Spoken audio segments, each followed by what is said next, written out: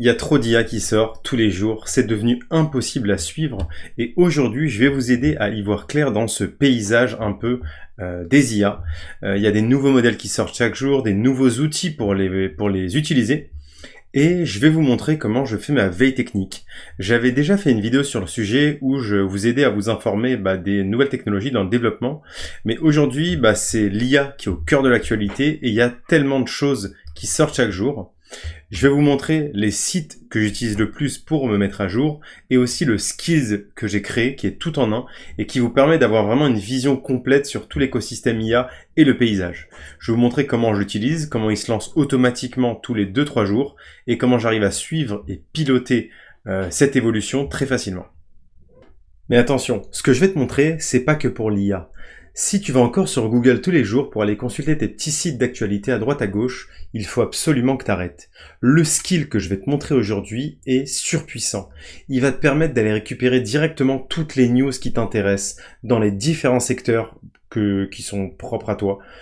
Tu fais de la recherche immobilière, tu cherches de l'actualité sur tel ou tel sujet. Grâce à lui, tu vas pouvoir directement tout récupérer, agréger en 5 minutes et avoir un petit récap qui tombe tous les jours, tous les 2 jours. C'est hyper puissant et c'est vraiment pas limité qu'à l'IA. On va se servir de l'IA pour faire cette prouesse et aujourd'hui je vais te partager ce skill et te montrer comment il s'utilise. Pour démarrer, je vais vous montrer 4 sites qui sont pour moi vraiment les sources les plus importantes à utiliser. Il y en a d'autres, mais je vais vous montrer dans la vidéo comment agréger et concaténer tout ça grâce à des skills. Mais pour bien comprendre, il faut d'abord que je vous montre où je récupère le cœur de la donnée et l'information la plus importante qui est disponible encore sur des sites internet. Donc le premier, le plus connu, c'est Hugging Face. Pour ceux qui n'utilisent pas Hugging Face, c'est le Google des modèles, pour faire simple. Dessus, vous pouvez utiliser différents modèles et surtout consulter les nouveautés. Par exemple, là, je suis sur la page modèle, triée par les plus à la mode, et on voit qu'il y a Kimi K3 qui est en top utilisation. Vous pouvez du coup aller dessus régulièrement pour voir. Si vous cliquez sur le détail d'un modèle, vous pouvez voir plein d'informations sur les derniers téléchargements du mois, sur l'explication du modèle. Mais ça, c'est pas important à lire parce que je vais vous montrer, grâce à la puissance du skill, comment on peut avoir tout ça en agrégé et en simplifié. Mais il faut connaître ce site parce que c'est vraiment une mine d'or. C'est dessus qu'on retrouve les informations les plus importantes pour notre génération. Et ici, on peut voir sur le côté qu'on peut filtrer par type de modèle. Imaginons que je cherche un modèle qui fait de la génération d'images. On peut voir que en ce moment, le modèle qui cartonne le plus, c'est celui-là, Character Cheat. Si je l'ouvre, je vais pouvoir voir qu'est-ce qu'il a, ce qu'il fait, comment il fonctionne. Souvent, il y a une petite démo en bas. Ici, on peut voir quelques exemples. Voilà, il génère des personnages. Ça a l'air plutôt bien fait. Donc si c'est ça qui vous intéresse, je vous recommande d'aller regarder justement ça. Je sais qu'il y en a beaucoup qui font de image to vidéo, qui est un peu plus bas. Ici, vous voyez qu'on a plein de filtres. Et si je filtre sur image to vidéo, c'est le Minimax H3 qui est en ce moment très utilisé. Il y a aussi LTX 2.3. Mais voilà, ça reste vraiment la source pour connaître les modèles qui sont le plus à la mode. Ce qu'on va utiliser nous au côté dev, c'est ceux qui génèrent du code. Et donc ça va être plutôt des text-to-text ici. Et vous allez pouvoir retrouver dessus toutes les informations importantes pour l'utilisation. Donc ça, c'était Hugging Face, c'est la librairie de modèles. Ensuite, il y en a un autre qui est un peu plus technique, qui est aussi un peu ma boussole pour savoir les modèles qui sont vraiment à la mode, c'est OpenRouter. Donc OpenRouter, je l'utilise vraiment tous les jours. C'est un point d'accès commun qui permet d'accéder à tous les LLM. En fait, dessus, je recharge 20 $ par exemple, et je peux appeler n'importe qui, donc Anthropic, ChatGPT, Kimi, tous les modèles chinois. Donc peu importe vraiment ce que j'ai envie d'accéder, directement dessus, j'ai accès à une librairie assez énorme et régulièrement mise à jour de modèles. Et on peut voir qu'ici, ils ont des promos parfois, donc de temps en temps, on peut utiliser des modèles à des prix réduits. Et ce qui est intéressant, c'est que pareil, dans la liste des modèles ici, on peut aller dans les plus populaires. Et on voit qu'en ce moment, il y a une liste de modèles populaires, pareil par catégorie, donc pour la génération d'images, pour la génération de texte. Et on voit que c'est pas les mêmes. Ici, c'est DeepSeek V4 Flash. Il y en a d'autres qui sont très utilisés. Il y a GLM 5.2 qui fait beaucoup parler de lui. Et c'est mis à jour très régulièrement, cette liste de modèles. Sur OpenRouter, il y a aussi quelque chose de vraiment intéressant, c'est le ranking. Vous allez avoir un classement par utilisation et j'aime beaucoup cette vue-là parce que c'est pas du bullshit que vous allez trouver, voilà, ce modèle est vraiment génial. Là, en fait, vous allez voir l'utilisation des modèles. Celui-là, il y a des gens qui payent tous les jours et qui l'utilisent.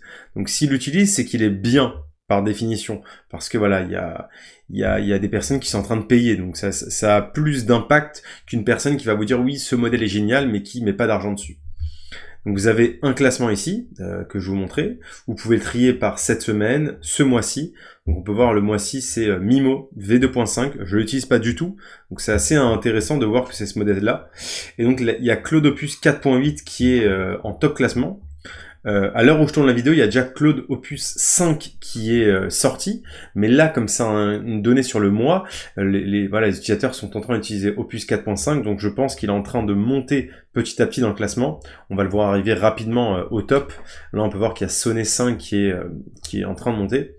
Donc c'est vraiment très intéressant d'avoir ce genre de graphique et d'informations un peu pour savoir vraiment les modèles qui sont actifs et utilisés.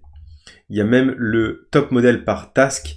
Donc ça c'est un peu plus, on va dire, technique. Et nous, si on s'intéresse côté développeur à ce qui est le plus important pour nous, c'est le code generation.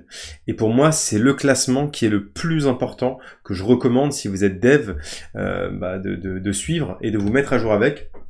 Moi, au quotidien, j'utilise vraiment Claude Opus 4.8 et GPT 5.6. J'ai commencé à tester les modèles Kimi K3 dans une dernière vidéo. Vous pouvez aller regarder, j'ai fait un test dessus où je crée certaines choses avec. Mais pour moi, vraiment, ça reste encore un peu en dessous.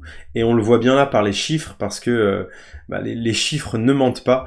C'est Claude Opus qui est encore au top. C'est lui qui me fait les meilleures applications, les meilleurs sites, qui est vraiment le plus proactif dans me donnant des idées.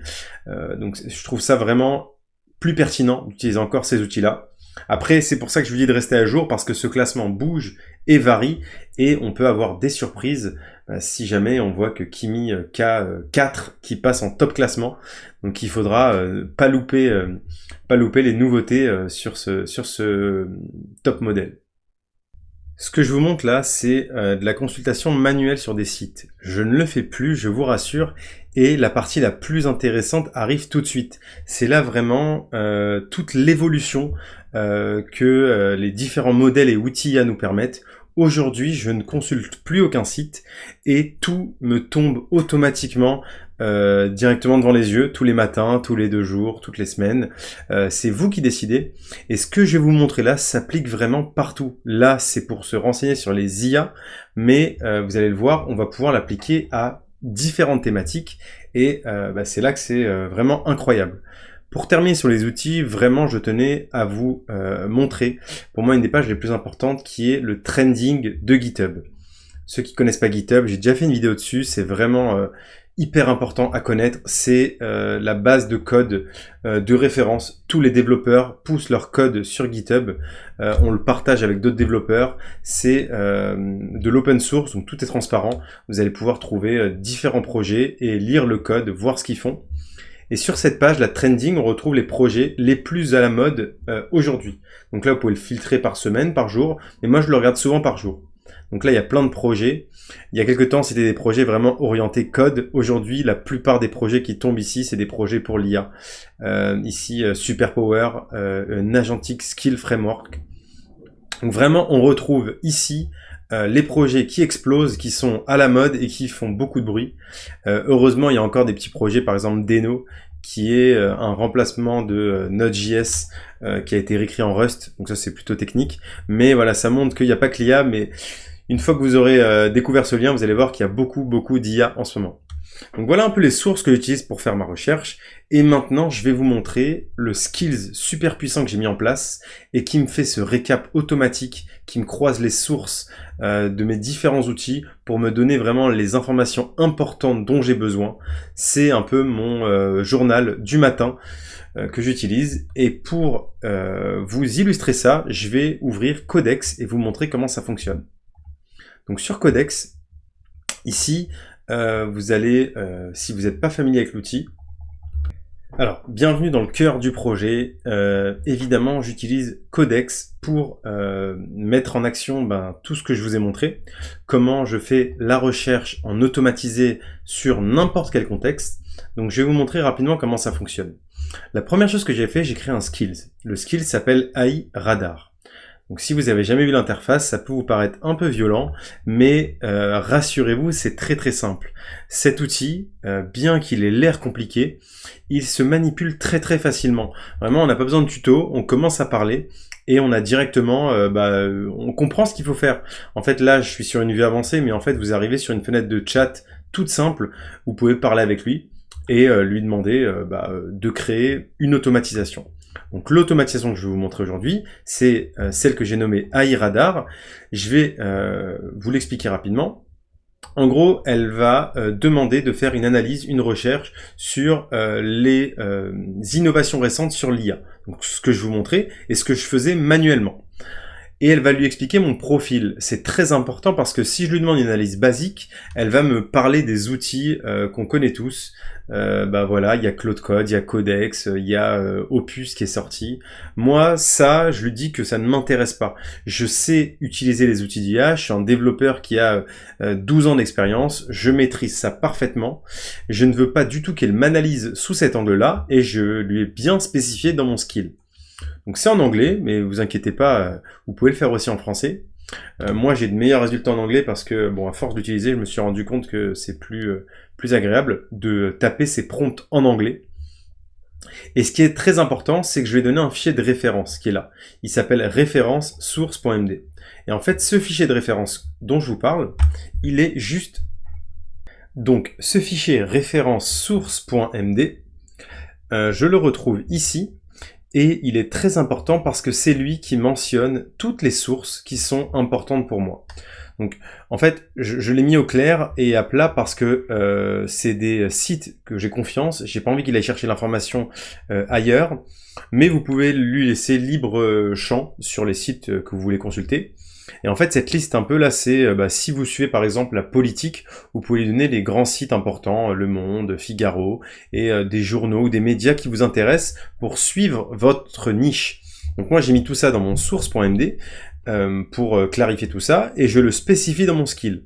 Et ensuite, je lui demande de faire une analyse complète de tout ce qu'il trouve sur les différents sujets. Donc ce qui est très important, je vais vous montrer comment le skill s'exécute.